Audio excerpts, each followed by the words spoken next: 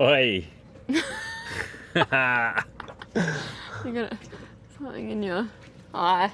Hey guys, we thought we'd do like a fun little Q&A episode, bit of a chat catch up, I guess. You didn't even open my beer. Oh, sorry. Oh. Hang on. No, don't do that. Oh my God. Yeah, we haven't done one of these in since the start of 2022 when we were back in Turkey. So it's been a really long time, and yeah, it's kind of a fun way to answer your questions. And anyway, I've got a Bailey's, Jason's got a beer. Cheers. We basically got on Instagram and also the YouTube community and asked for your questions and then also your assumptions, because we've seen other YouTubers do that and we think it's really fun. Make sure you follow us on Instagram because we do kind of post a little bit on there, and then when we ask questions and stuff, then you guys are going to see that. Not everyone sees the YouTube community. So if you do have Instagram, we'd also love for you to follow us too. Are you guys planning to sail to Florida? Yes. Yeah, no, we're planning on... Sailing the east coast of Florida.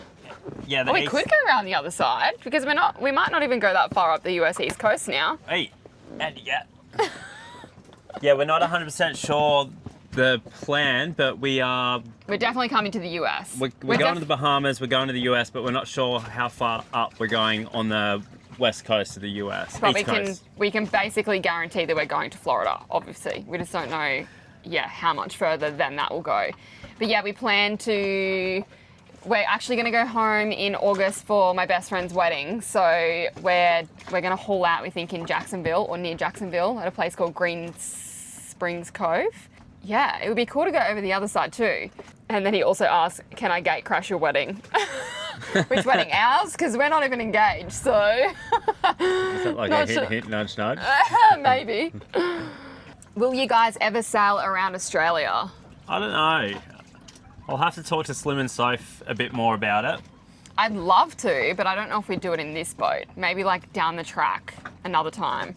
It costs how much is it to import your boat into Australia? It's stupid. 15%. 15%.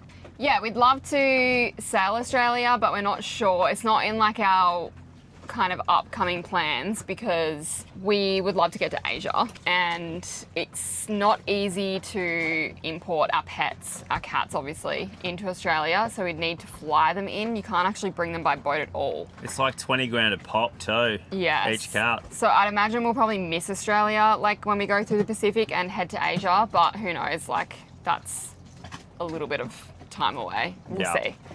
So yeah, we'll see how we go. But maybe one day, maybe on another boat or something would be cool. Maybe later in life. We'd love to do it. It's not very there's some really nice places to Oz, but it's not the best. I don't know, sailing. I don't reckon, in my opinion anyway. There's not a lot of islands. There is, but there isn't. There's a lot of coastal sailing, and the weather can get rough, and there's really strong tides and some big sails in between. I don't know. Yeah, for sure. Okay.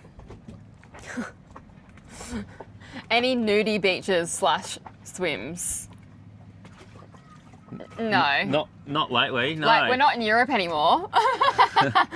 But definitely more happens there. The only people that we see are naked now are the French people in the French islands. Other than that, it's not really a thing. But we're such prunes compared to Europeans. For sure, yeah. We only ever do stuff like that when there's no one around. We're so not the type, or and you don't even really do it at all. But if anyone saw me, was coming even close on a boat, I would run downstairs and get dressed. I just don't. Prunes. Prudes. Prudes. Don't worry about Prunes, me. that sounds like we're wrinkly and leathery and brown and old. Well, that's what happens. You're both. Do you know how long you'll sail in the Caribbean for? Not much longer. Maybe one more season. That's the plan anyway. Plans always change, but... Yeah, we've kind of talked about potentially doing the Pacific crossing next year. Hopefully with some crew. Which I'm not sure I'm going to join on the big crossing because I really didn't enjoy the Atlantic, and I've got a bit of PTSD over it. It scares me a little bit, so we'll see how we go. But we would like to get closer to home. That's the main... There is so much to see in this side of the world. We could do Mexico and all of that in the Caribbean Sea, and then we could also go out the Panama Canal and go up the coastline as well on the Pacific side. So we could definitely spend a few more years here if we wanted to. So I guess we'll weigh up our options after the US this year and figure out what we're doing, hey? We'll see. It would be nicer to, like, I'd like to be closer to home so that we can visit home a little bit more often, because it's now been over 2 years since we've been home, which is a really long time not to see family. So if we were to somehow get, well, like in the Pacific or to Asia, it's so much cheaper to get flights home. We'll be able to have family visit more often because it gets cheap flights to Bali and places like that. So yeah, it's near impossible for family to come here because you've got to catch like so many flights to get here, and then yeah, it's expensive. It's a long way. By the time they come here, it's you know, they're $5,000 out of pocket. Yeah, for sure. Even though it's cheap, once they're on the boat, it's cheap, but it's not for everyone. It's not like we've got a big fancy catamaran, you know. So how is YouTube going for revenue? Can you continue sailing for a while? Oh, we are balling. We make enough to live off, but it's not a lot of money because obviously living on a boat is a lot cheaper than living on land. We're pretty self-sufficient. Like, we have solar, we can make our own water, so we have no power bill, no electricity bill, no rent to pay because we own the boat outright. We saved up for a few years to buy the boat. So we don't have a lot of expenses, and that's why we can do what we're doing, because we don't have a lot of expenses. But obviously when something big goes wrong on the boat, we might be in trouble. So yeah, we don't have like savings. We live kind of month to month. But yeah, it all just depends on how many views you're getting on your videos, and that basically tells us how much we're getting paid. So sometimes we have bad months, sometimes we have good months. When we have the good months, we make the most of it and buy things that we need for the boat. It pretty much just all goes on the boat, to be honest. So, but we can keep going. We know that we'll be okay. And I guess the thing with being on the boat is you can have like a week where you don't spend any money if you are tight with money. You can, you know, you're on the boat, you're not traveling somewhere, like as long as you've got groceries and water and stuff like that, then you're fine. So we can do like a no spend week if we have to. And yeah, so no, we should be able to keep going for the foreseeable future, and hopefully we'll keep growing and actually if we keep growing. Yeah, if we keep growing and we do all right with YouTube, then we can finally maybe save some money and have a little bit of money behind us. So that would be really nice. Yeah. So in saying that, make sure you like, comment, subscribe, all that good stuff. Okay. How old are you and Jason? Well, actually, Janae's turning 8 tomorrow. No, I'm already 8. Yeah, but you're turning 8 again. Oh, yeah, I guess so.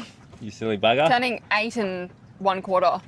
Janae's 8 and 1/4, and I am a cradle snatcher. I'm 33, turning 34. Yeah, 33, turning 34 in May. It's actually my birthday right now in Australia because as we're filming this. Oh, happy birthday, darling. But it's obviously my birthday tomorrow, which you guys will be probably seeing. It's my birthday, so I'm actually born on a leap year. So I was born in 92 on February 29th, and when there's no 29th, I celebrate my birthday on the 28th. So I'm technically 8 years old in leap years, but I'm about to turn 33. Is crossing the Pacific on your to-do list? Definitely. On Jason's. No, well, you want the destinations. I just don't think. I don't want the sailing. I don't want the long passages. But it might be different if we get some crew that we like. But we'll just see how we go. Yeah, for sure. I know. We put a lot of stress on ourselves on the first one, just doing it us two. And it probably would have been easier to bounce off a couple of people. And have those extra helping hands when things go wrong as well. In those moments where things were going wrong, it would have been good, yeah. Yeah, for sure. I think we just didn't get crew because we don't have a large boat, and because we were worried about the cats once again. Like, can we trust if we have other people on watch that they're not going to like let the cat out the door accidentally when the conditions are rough, or like they're going to keep an eye on them if they are outside. It's just things like that. But yeah, I think if we find the right people or we have friends on board that just understand, then everything will be fine. This is a bit of a random one. What's your guilty pleasure TV show? Also, do you watch any other YouTube channels? Guilty. Yeah, Jason loves crime documentaries. He is obsessed with crime documentaries. Sometimes I'm like, are you all right? But I know it's like a thing that people just love. Like, they're just so interested in like the minds of these like messed up people and what they do. And then I love reality TV. That is like I've always said that's my guilty pleasure. Like, just trashy reality TV like Love Island, stupid, just You really stupid only stuff. watch Love Island. That's your... Kardashians, there's like a few that I watch. Yeah. We don't watch a hell of a lot of TV. We like to watch a little bit of TV at night to like just... He's one down. Yeah, it kind of just feels like our relaxing time. So maybe we'll have dinner or watch a TV show. Or, yeah, obviously we're not doing it really in the day, but at night, that's just our way to relax, really. Like, and some people get really funny, like, why do you want a TV on a boat? We don't actually have a TV at the moment. We watch it on the laptop, but some people get funny and they're like, you're sailing, like, you shouldn't have a TV. You've got so much, like, to do and look at. But it's not, like... When you live on a boat, of course you want to have some downtime and watch TV and like have your days where you just chill out and watch a movie or whatever. You want the option there to have both. Yeah, for sure, especially for a rainy day or whatever. So yeah, we do like watching TV shows. Who out of all of your boat buddies has been the most fun? Oh, that's stiff. I'd say, well, we can't pick one. We've got a few, and we haven't really had like that many buddies that we've spent like a long period of time with, but we've had like 2 that we spent quite a long period with, which was the Lemonades, the 4Ms on Lemonade. Oh, yeah. Who aren't on a boat anymore. We spent like a couple of months sailing Croatia with them, and they were just like family. Like, it was just so easy to hang out with them, and we'd have drinks and dinner on their, each other's boats. And then Brent and Vic, we've got a soft spot for them. We love Brent and Vic. See, and they're both Aussie buddy boats, so I don't know. You can relate to home so much easier with Aussies. For sure, we got the same sense of humour, we just like, and I guess you talk about things from back home and all of that, so we had heaps of fun with them sailing from kind of like Almerimar in Spain, where we all kind of like started prepping for the Atlantic crossing. Across to the Canaries and to Cape Verde, across the Atlantic. Barbados. And pretty much from Barbados up to Guadeloupe. Yeah, so... we spent a long time with them. We did like those islands pretty quickly. And then, unfortunately, we had to say goodbye to them as they went on to Antigua. And then they did a few more islands and then crossed all the way back to Australia, so... Yeah, they're home now. Yeah, so we're hoping we'll see them when we go back home, hopefully. Fingers crossed. Yeah. Who of you both cooks better? That would be me, but I'll let Janae cook more. No, Janae's a Michelin star chef. She whips up these crazy ass meals that you don't think a skinny woman could, but she does. She's amazing. Oh, thanks, darling. No, I love cooking.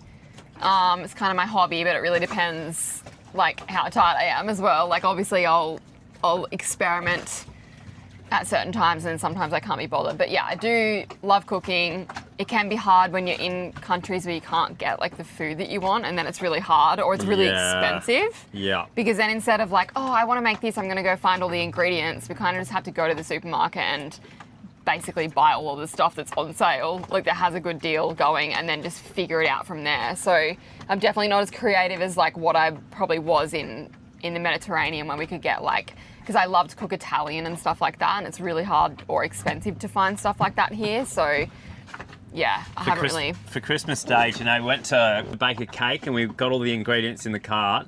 I think it came to like $50 just for the cake. Yeah. Or something stupid. That was just to make a lemon cheesecake too. So all you needed was like the biscuits, which were cheap.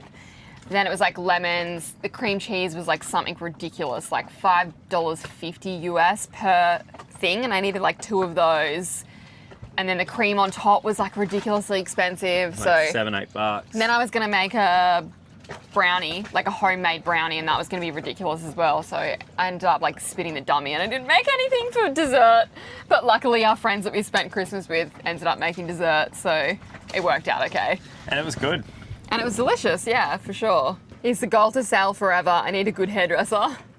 So if you didn't know, I used to be a hairdresser back home. However, I was ready for a change like well before we came over to the boat. So I think if we weren't coming to sail, I would have been like merging into something else anyway. I worked for myself since I was like 21, so I always wanted to find something where I could still work for myself or have my own little business. When are you guys starting your OnlyFans afloat? It's already started. I'll link in the description below. No. Don't say that, because then people will think we've actually got one too. We always get this joke. I don't know what it is, probably the saucy thumbnails, but no, I would not be caught dead doing OnlyFans, I'm sorry. The bikini thumbnails is enough. That's as far as it's going to go for us. Definitely, like, I mean, whoever wants to do that, go for it. I know you can make really good money. If I had, like... Morals. I was going to say no morals. I don't want to be rude, because there is obviously people that do it, but yeah, I just think, like, it's just not... It's not like in me or us to do something like that, but yeah, we'd probably be like, we're probably on a catamaran by now if we were doing that. Yeah. What is your favourite time of the year? Favourite time of the year? That's hard because we've been in like 2 different locations in the world where there's actual seasons for sailing, so it's kind of hard. If you're talking about in sailing terms. Can I do Europe first? Shoulder season of summer, like September. Just before summer and just after summer. Yeah. Because you don't get all the charter boats coming in. So like April, May, and then September, October. Yeah, beautiful time to sail. It still can be like quite warm, just depending on where in the Med you are. Especially after the season. Yeah, the water's still warm. It's not freezing in the water. And then just less charter boats to deal with, and you get anchorages to yourself, which you never do in peak season. No. The only thing I would say is obviously at that time not all the restaurants are open because they really do have like a season. So sometimes like the towns can be pretty quiet, but it's actually kind of cool to see sometimes too. And then you have that peacefulness because there is no one around. It seems more local. And then Caribbean, I think like almost this time of year it's actually peak season right now because it's not as hot. You're not kind of sweating. The temperature's been really nice. It's like nice to sleep at night. We're not dying. You know? It's just been relentless wind this season since the start of the season. So yeah, we can't really compare the Caribbean yet. I don't think we've been here long enough to say this is the perfect time to sail, or the wind's just all over the place. I don't know. But last season it was nowhere near as windy as this. Yeah, for sure. But we also didn't get here till this time last season around about. Probably. So, but yeah, I don't think it's normal. I think we've just had like a bit of a weird... windy season. Yeah, some weird weather going on. So how would you two go about buying a boat, learning to sail and gaining experience in the Med if you had to do it all over again? So I think we obviously bought the boat with barely any experience. We just did the qualification that we needed, which was like the RYA day skipper, and we bought the boat and threw ourselves in the deep end basically. A little bit silly. Yeah. If I were to do it again, I'd definitely go to join your local yacht club and do your Wednesday. Yeah, but that's not always possible. Some people don't actually live near the water. If you do live near the water. Yeah. Do your Wednesday weekly races. Just to like learn the actual sailing part of it first, and then probably crewing with other people is the best way to learn, and we would probably do that, like even if it's just for a few weeks or a month or something before buying a boat. I think, I don't know, just to learn from them, and probably means that when things do go wrong on your boat, they're not going to be so chaotic and scary because hopefully you would have learnt a little bit to be able to figure it out.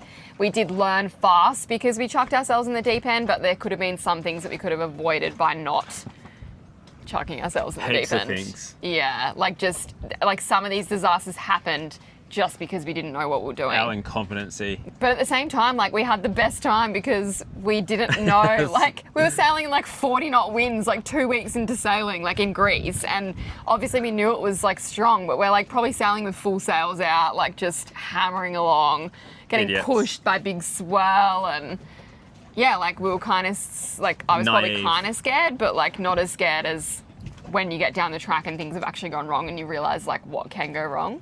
Then you do get a little bit more cautious. So yeah, so definitely do that. Or like even try and hire a charter boat. I know it can get pretty pricey, but places like Croatia and Greece, there's like charter boat companies everywhere. So would recommend doing that. Just like try out the lifestyle. Yeah, that's a good way to see if you like it or not too. Yeah, maybe on your own without, people that know what they're doing. See how you handle it.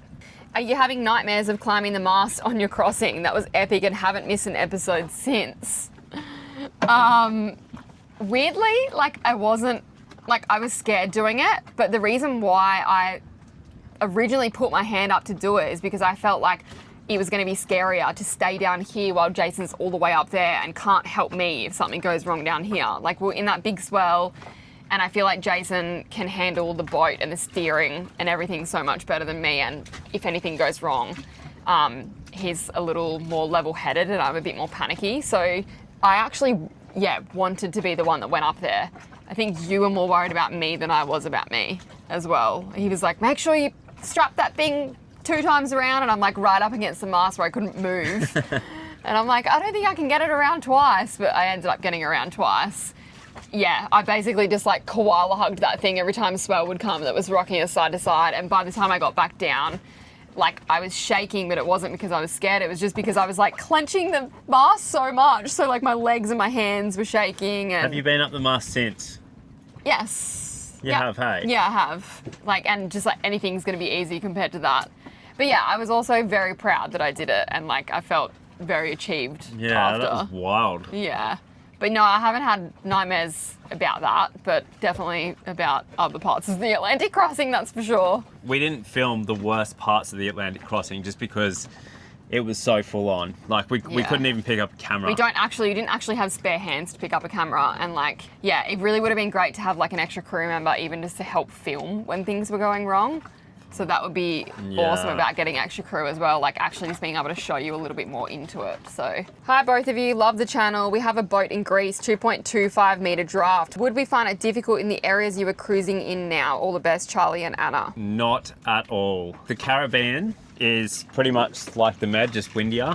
Well, just a consistent wind. It's amazing sailing. Not windier like Greece. No. It's a consistent wind. Trade winds. Where you can sail pretty much everywhere, unlike the Mediterranean. But your draft isn't going to affect you whatsoever in this area. Maybe going into like lagoons like St. Martin, you'll probably still get in there with 2.25. Or you go in the Dutch side, I think the Dutch side. Yeah. Yeah, which you've got to pay for, whereas the French side of the lagoon is more shallow, but you don't have to pay for it. So, but you have options if you needed to go in there because of strong weather or whatever.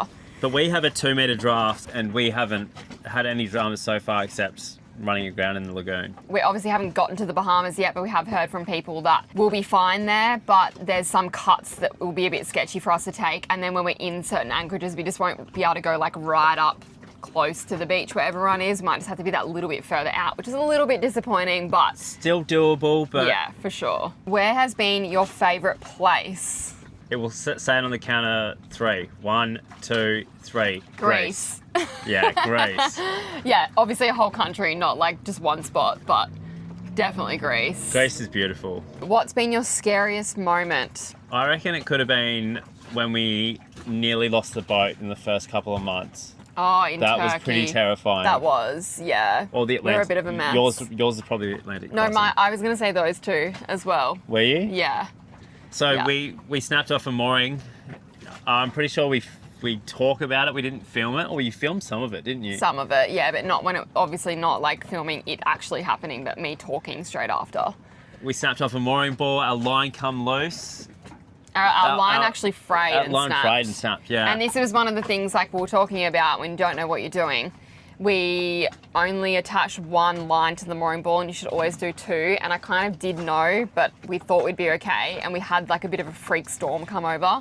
We were meant to only have like a forecast 5 to 10 knots and we ended up having like 50 knots, no word of a lie. Yeah. So yeah, it was kind of out of nowhere. We were the only people in the anchorage and... Yeah, but the anchor alarm went off. We came outside and we were like 10 metres away from rocks, going into them at a pretty rapid speed, and we didn't have long to assess the situation and get out of it. But no, we had the tender, like we used to have our old tender like clip side on the back, and like we had to reverse so hard to get out of the situation that like the floor flew out of the tender and went in the wind. We lost that forever. We burnt out the windlass motor trying to pull the anchor up because we obviously snapped off the mooring because it was such bad weather. There was no way we were going to get the mooring again. So we had to drop the anchor, but it was like deeper than what the chart said. Like it was just, everything was like not in our favor. It was just a disaster. And because we were so kind of new to sailing at that time and we're sailing in winter when no one else is around, we had no one else's help. So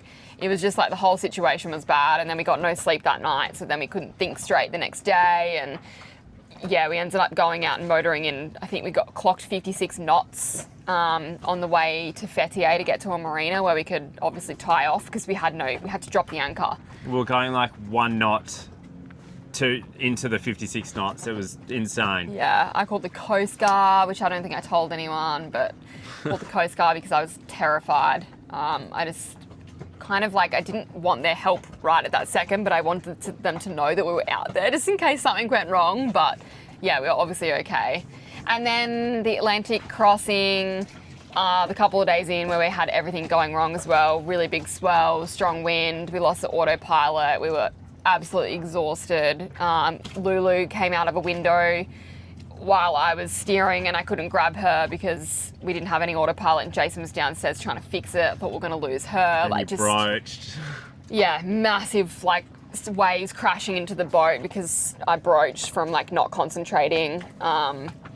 We just had so many things go wrong in such a short period of time as well, and yeah it was really scary. You realised how kind of far away from help you really were, and that you just have to figure it out. We were okay, and we've learnt a lot from it, but at the same time, I think I do almost have like a little bit of PTSD over it.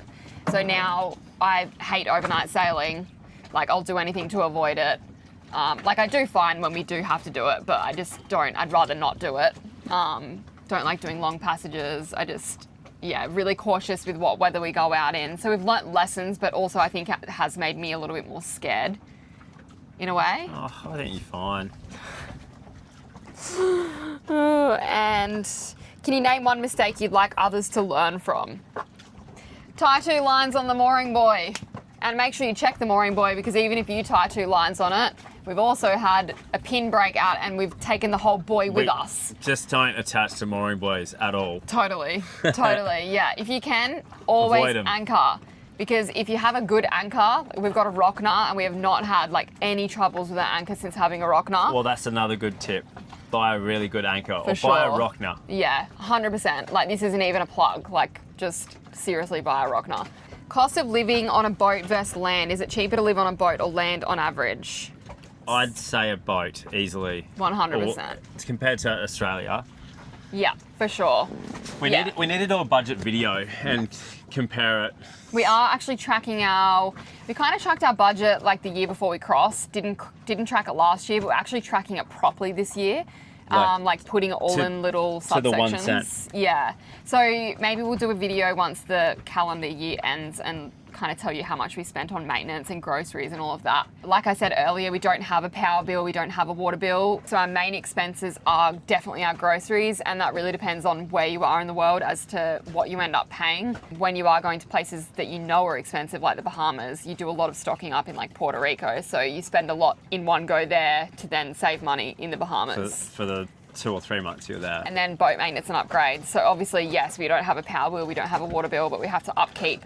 Like we upgraded solar, we need to upgrade our water maker at some point. So if we don't obviously get sponsorships for things, then we have to fork out the money for things like that. Some things are very expensive on a boat too. Like, sails or something, they could cost you upwards of, $10,000. Yeah, for sure. For a brand new sail. Anywhere from like 2,500, and then just up from there. So it depends what kind of boat you have and how well maintained it was beforehand, and how well your knowledge is on fixing things. Yeah. If you obviously do a lot of the maintenance and even installing upgrades and stuff yourself, you're going to save a lot of money. So for sure. And we think as well, like it is good for you to learn because you are going to be stuck in a situation where you do have to figure it out on your own because you're in the middle of a sail, in the middle of the ocean, or you're in a remote anchorage where you don't have anyone to fix it and you need it fixed now. Like if your outboard breaks, you need to figure out how to fix it. Yep. Or, obviously get help from other cruisers, but yeah. Learn off other cruisers. For sure. But yeah, definitely cheaper living on a boat. We have no bills, we have no mortgage, we have no rent.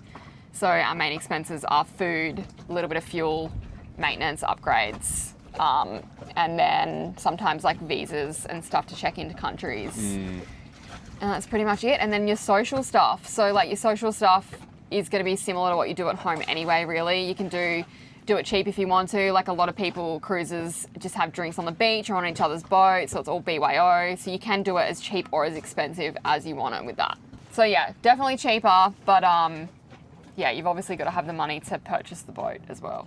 But like general week-to-week living expenses are so much cheaper. I think we'd really struggle going back to land and all of a sudden having rent or mortgage and like bills to pay. Do you miss Australia? Miss family and friends, but don't miss Australia itself. No, I love what we're doing, personally. I miss Australia, not that it means I want to move back there. I love Australia. I think we have a beautiful country. Obviously, very much so miss our family and friends. But yeah, it doesn't mean that I would necessarily want to move back there. I think it'd be quite hard to move back home after like living a different lifestyle for so long, like going back and I don't know if I'd want to move back to like the exact same place.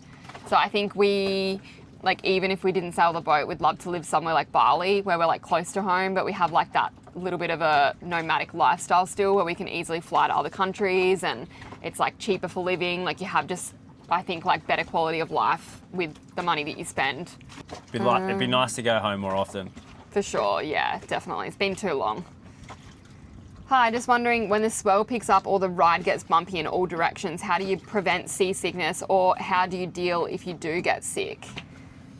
Well, that's a hard question for me to answer because I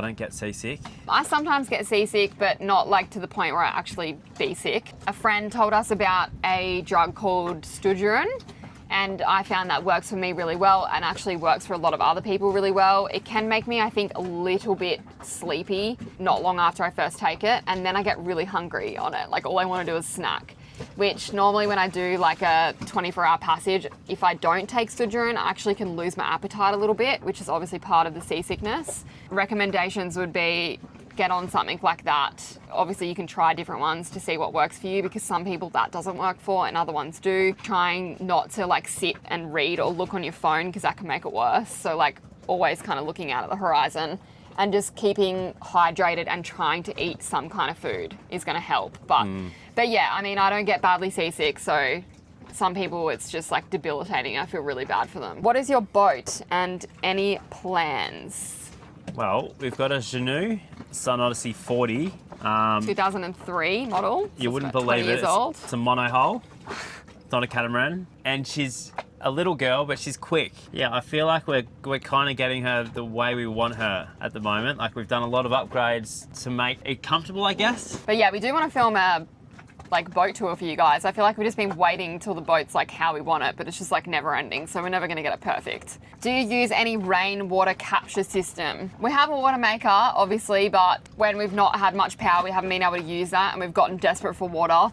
And basically all we've done is our water, when it rains heavy, will flow down the side of the deck. It won't flow into the front one, but it will flow into the back tank. So all we do is obviously we make sure that the deck has been like rinsed off first, like it's clean.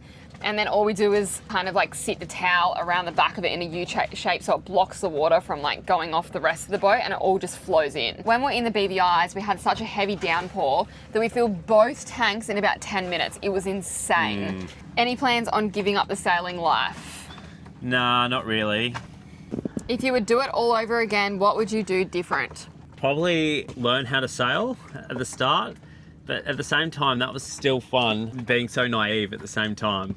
For me, I know it's not good to have regrets, but personally for me, I would have loved to have done another season in the Med because I feel like we may never get back there and I still felt like there was places to see. It's like we didn't really do a lot of Spain, we didn't do Portugal, we didn't do south of France. It would have been really cool to go to the Azores and spend a bit more time in the Canary Islands. You never know, we could still make it back there. You never know, yeah, who knows. But yeah, like I guess at the same time, we wouldn't do things differently in some ways because everything happens how it's meant to, and yeah. Okay, so some of this has already been asked. How old are you guys? And do you plan on having any babies? Eventually, one day, hopefully. See how we go. We keep acting like we're only 20, 25. We are 20 at heart. Time is ticking, but yeah, we've both always said we want kids one day, but we still don't feel ready, so who knows? We're just taking that as it comes. Hopefully it's not too late by the time we're ready. Have you got any plans to get married or have children? Same kind of question. Next.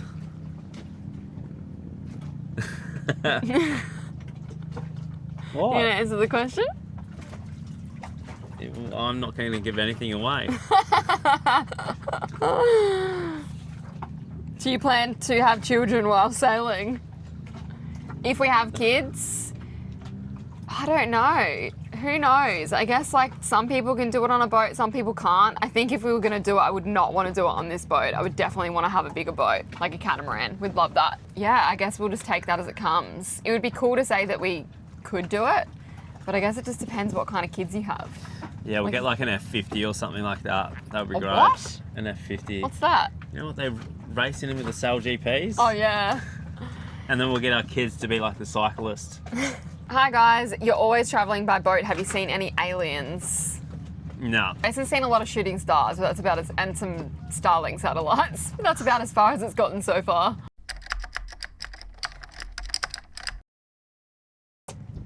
Oh, here we go.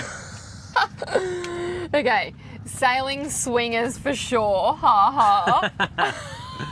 He's got that one right. No, are you joking? Although, I'm not gonna lie, we've heard along the grapevine that a lot of YouTube sailing channels are swingers. I mean, good on them if that's Just what they want to do. Sailors in general are swingers. Yeah, I don't know if it's like the different lifestyle that we like to live, like a little bit more like spontaneous and nomadic. Like it just brings different, like a different crowd of people in a way that are just like open to stuff like that. But yeah, no, not us. So if you're into swinging, get a sailboat. I don't really know what this means. Jace is a certified expert in after dark adventures. Does this mean sex or does this mean like snorkeling at night time? I'm really not sure what this means. No, but I will be soon when I get a dive torch. I'm not sure that's what it means. Please tell us which one you meant by that. Janae is a bigger party animal. Jason's more up for the sail/race. That is not true. I'm up for the sail/race and I'm definitely the bigger party animal. Just depends like what mood I'm in. I'm definitely, as I've gotten a little bit older, I've turned into a bit of a grandma. Like I don't like to stay out late at night. I'd rather do like, I still love to like party and have fun, but it's got to be with the right people. I do love like a day party. I love to like go to a beach club, have cocktails and then eat food and go to bed at 10 p.m. That's perfect for me. Jason doesn't know when to go home on the other hand. That's pretty much it. This has been a pretty long video. We're basically at an hour, so I think we better let you guys go. We've got to go. We've got to go, and celebrate Janae's birthday. For sure. I'm about to get on a call with my dad because it's my birthday in Australia, and then we're going to make Caesar salad for dinner and chill out so that we can celebrate my birthday tomorrow. Yeah, we hope you enjoyed the video anyway. Make sure you subscribe, like, comment, help us out. Become a Patreon if you have some spare change. Anyway, we're thinking next time we do this, we'd love to do like an actual live chat. So let us know if you'll definitely join us for that because we don't want to do a live chat and no one turns up. It's kind of scary. We did think about doing this as a live, but unfortunately we didn't really pre-plan it. Time. Yeah, I didn't pre-plan it properly. So anyway, we'll love you and leave you. Talk to you soon.